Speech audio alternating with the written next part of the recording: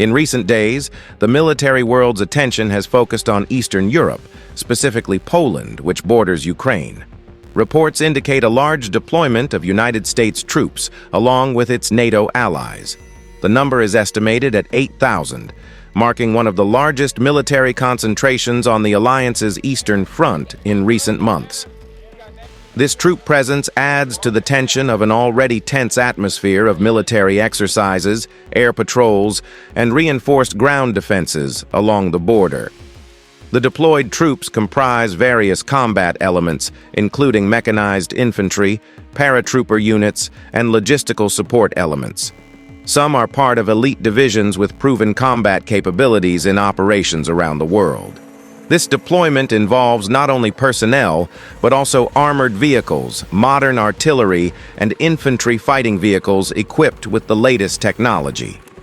Among the convoys entering Poland were lines of Abrams tanks, Bradley fighting vehicles, and HIMARS artillery systems, renowned for their speed and accuracy. Furthermore, the air component has not been neglected. Several squadrons of 4th and 5th generation fighter jets are reportedly stationed at Polish air bases, along with support aircraft such as air tankers and reconnaissance aircraft. The presence of this air force is crucial because it ensures air superiority that can protect ground troops if the situation demands a full-scale operation. Apache and Black Hawk attack helicopters are also part of this force, providing flexibility to support offensive operations and rapid medical evacuations. This large-scale deployment also coincides with the implementation of a large-scale NATO joint exercise known as Iron Gate. The exercise involves up to 30,000 troops from various alliance member states. The focus is on testing collective combat readiness to counter conventional threats in Eastern Europe. Iron Gate is not just an open-air exercise, but also includes simulations of electronic warfare, layered air defense, and cross-border command integration.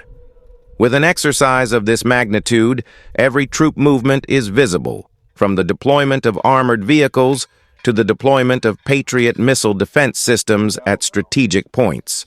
In the region known as the Suwalki Gap, a narrow corridor between Poland and Lithuania that borders Belarus and Kaliningrad, military intensity is increasing. The Suwalki Gap is considered one of the weakest and most vital points in NATO's defense line.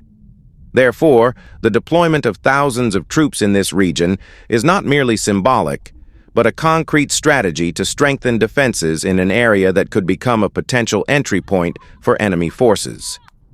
Military analysts state that this deployment is a form of deterrence, ensuring that any potentially threatening movement can be responded to quickly and decisively. The presence of these 8,000 troops does not stand alone. They are supported by a sophisticated logistics system that allows for the smooth flow of large-scale movements. Railways, military truck convoys, and strategic cargo aircraft, C-17 Globemaster and C-130 Hercules, are used to move heavy equipment from bases in Western Europe to Poland. This logistics system is one of the most crucial factors in modern military operations because without continuous supply support, a force of this size would not be able to operate long-term. Naval power is also involved. Although Poland does not directly border the vast seas to the east, NATO's fleet of warships in the Baltic Sea demonstrates its active presence. Destroyers, frigates, and logistics support vessels conduct joint patrols to secure sea lanes, ensuring uninterrupted supply chains from ports to land-based military bases.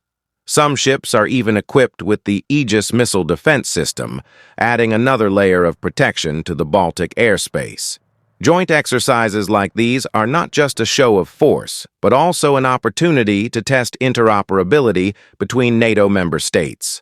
Soldiers from the United States, Poland, Germany, the United Kingdom, and the Baltic states work side by side, using a standardized command language, integrated digital communication systems, and joint operating procedures. The goal is clear: to ensure that, if needed, all forces can act as a unified command without any technical or cultural barriers.